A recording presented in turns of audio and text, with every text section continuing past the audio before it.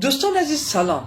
برادران تاجیک ما برای عزاداری در روز 18 سنبله برای خیابان‌ها آمده بودند، ولی پلیس ملی ما که یکی از بی‌غیرت‌ترین پلیس‌ها در جهان شناخته میشه مانع حرکت آنها شده و با لط و کوب آنها را استاپ.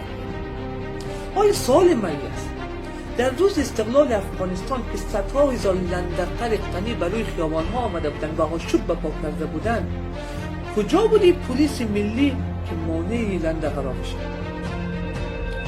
امروز پلیس ملی ما، اردوی ملی ما شیر خانه رو باعث است. تمام افغانستان طالب و داعش گرفته. در هفته چند دانه انتحاری فقط در شهر کابل میشه. همین غیرت نداریم مانع اینا شد. باز میایین از روی تعصب و کاروان احمد شاه مسعود حمله میکنید.